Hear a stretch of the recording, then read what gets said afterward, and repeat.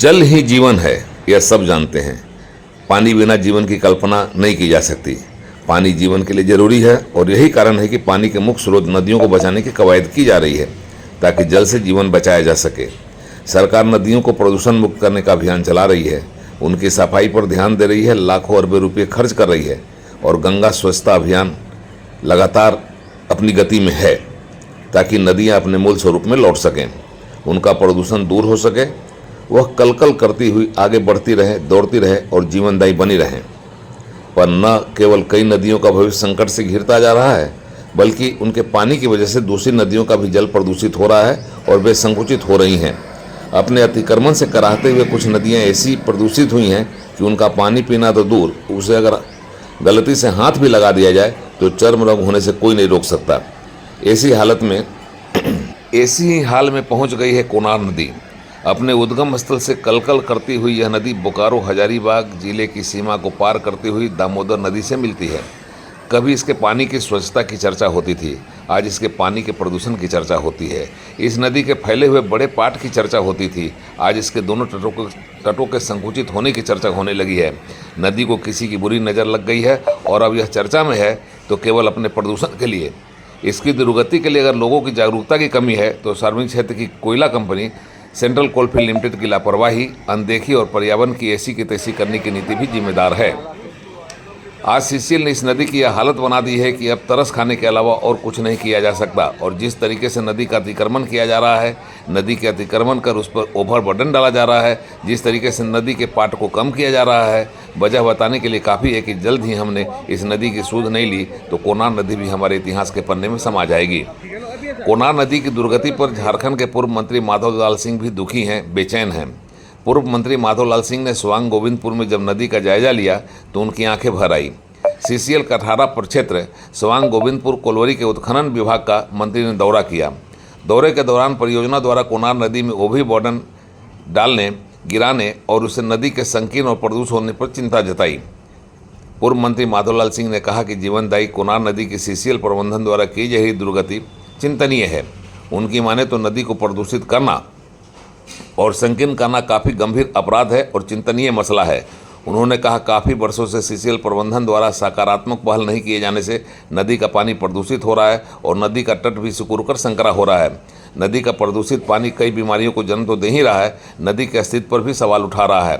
पूर्व मंत्री ने कहा कि इस गंभीर मसले को प्रदूषण नियंत्रण बोर्ड तथा पर्यावरण, वन एवं जलवायु मंत्रालय तक पहुंचाया जाएगा और इस नदी की प्राण रक्षा के लिए हर कदम उठाने की कोशिश की जाएगी। पूर्व मंत्री ने कहा कि सेंट्रल कोलफील्ड लिमिटेड को इसकी इजाज़त नहीं दी जाएगी कि इस नदी से खिलवाड़ करे और कुदरत के इस महान तोहफे को नष्ट करे। पूर्व मंत्री ने कहा कि अगर सीसीएल नदी को संरक्षण देने से परहेज करेगा और नदी के साथ खिलवाड़ करेगा तो उसके खिलाफ जबरदस्त आंदोलन किया जाएगा। मंत्री के साथ अन्य ग्रामीणों ने भी नदी की हालत पर चिंता जताई है और नदी के संरक्षण की मांग की है। इस तरह से एक बार फिर कोनार नदी अपने प्रदूषण, अपने तटों के संकुचित होने और अपने पानी के खराब होने को लेकर चर्चा में आ गई है। हम पहले भी आए थे यहाँ भ्रमण के दरमियान देखने के लिए, आज भी देख रहे हैं कि ये सीसीएल के द्वारा ये नदी को इंक्रोचमेंट किया जा रहा है।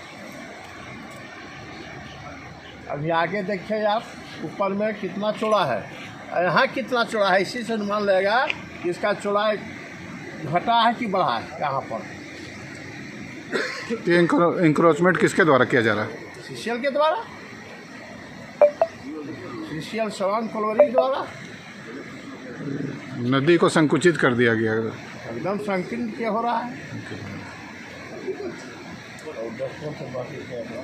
और जितना पत्थर उथल बॉर्डर सब उसी का गिराया हुआ है, रिजेक्ट पत्थर सब।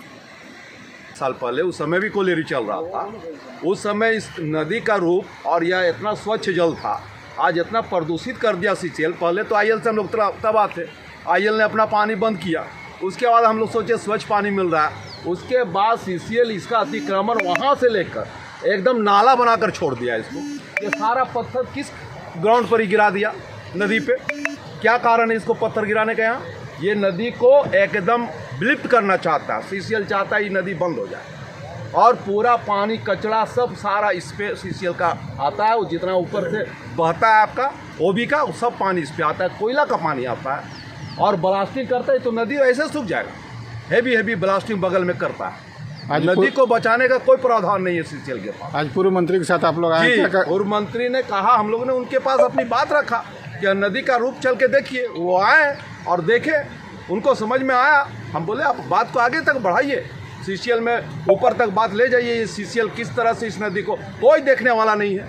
हम लोग लाचार होकर पूर्व मंत्री के पास गए और ये बात रखे और उन्होंने संज्ञान लेकर आया और आज आकर सारा चीज़ अपने आंखों से देख, या कोई छिपाने की बात है, देखने का चीज़। तो और यहाँ का जनता इतना त्राही है, ये तो अतिक्रमण कर ही दिया। एक धार्मिक स्थल भी था हम लोग का, छठ का सबसे बड़ा मेला यहाँ लगता था। कहीं जगह नहीं, आप नज़र उठा के देख लीजिए, कहीं छठ में एगो सूप लगाने का भी जगह नहीं। क्या जरूरत पड़ने पर आंदोलन भी करेंगे? बिल्कुल आंदोलन होगा। पूर्व मंत्री जी से हम लोग बात रखे हैं, आगे कार्रवाई नहीं होगी, हम लोग आंदोलन पर आएंगे। नदी बचाओ अभियान चलेगा, कोनार नदी बचाओ। क्या नाम है आपका?